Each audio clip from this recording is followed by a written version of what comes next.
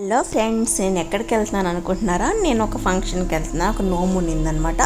మా అమ్మమ్మ గారు వాళ్ళ ఊర్లోనే మా రిలేటివ్స్ అది. నేను బస్ స్టాప్లో వెయిట్ చేస్తూ ఉన్నాను అనమాట.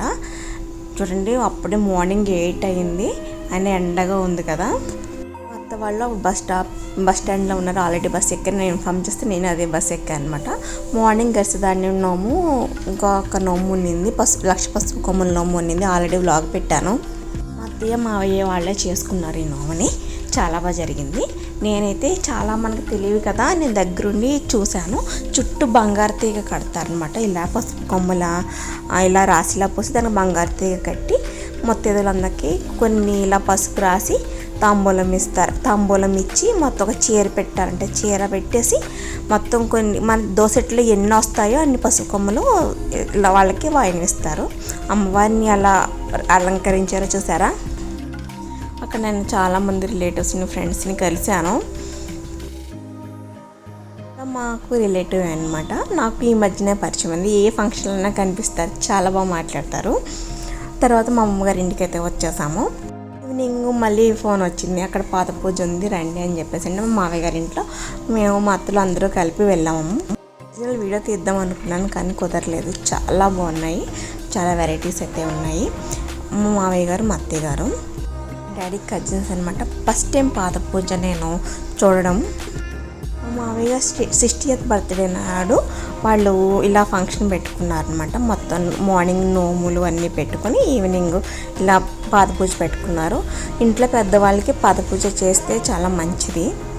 ఫస్ట్ టైం చూడడం అనమాట ఇలాగా. నెక్స్ట్ అయితే మా సాయి దగ్గర ఫోజుల వాచ్ ఉంది. నాకు నచ్చి పిక్ తీసుకున్నాను. మా చిన్నత వాళ్ళ ఇంటికి వెళ్ళే దగ్గర ఏయో ఒక గడ్డి పువ్వులు అనమాట, చూడడానికి చాలా అందంగా కనిపిస్తే నేను ఒక మంచిగా పిక్స్ తీసుకుని వీడియోస్ తీసాను అనమాట. ఇక్కడ ఈ రోడ్ అంతా చాలా అప్పగా ఉంది. ఈ ఏరియా తెలిసిన ఏరియా కానీ ఎప్పుడూ రాలేదు. తర్వాత మా చిన్నప్పుడు మేము వెళ్ళే టెంపుల్కి వెళ్ళాను. మనకి ఒక కళ్యాణం జరుగుతుంది అనమాట, శివరాత్రి ముందు అనమాట ఇవంతా. మేము చిన్నప్పుడు ఎప్పుడు ఇదే టెంపుల్లో ఆడుకునే వాళ్ళం. మా హౌస్ ఎదురుగుండానే ఉండేదన్నమాట. ఎప్పుడు ఇక్కడ చాలా ఆటలు ఆడుకునే వాళ్ళం. హైడ్ అండ్ సీక్ అని ఎవ్రీథింగ్, చెట్టు చుట్టూరు ఇవన్నీ విని నాకు చూసి నాకు ఎంత బాగా మెమరీస్ అన్నీ గుర్తొచ్చాయి. ఈమె అత్తయ్య గారు అనమాట, పంతులు గారు వాళ్ళ వైఫ్.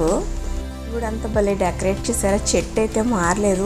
అప్పుడు సాయిబాబా విగ్రహం ఉండేదన్నమాట. నేను విగ్రహం సాయిబాబా అంటే అప్పుడు ఎవరికీ తెలియదు. నేను బాగా చిన్నప్పుడు 7 years 8 years అలా అనమాట.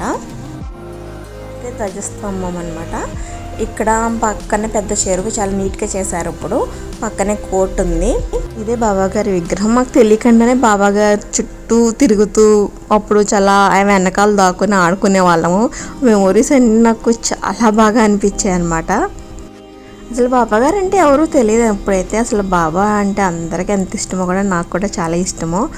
నేను అందుకే వెనకాతలు వెళ్ళి నేను వీడియోస్ అయితే తీశాను. చెట్టు అసలు మారలేదు అబ్బా.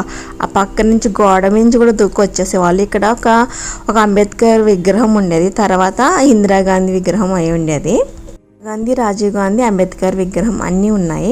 అక్కడి నుంచి మేము నందికేశ్వర నోము చేసుకున్న వాళ్ళ ఇంటికి వెళ్ళాము.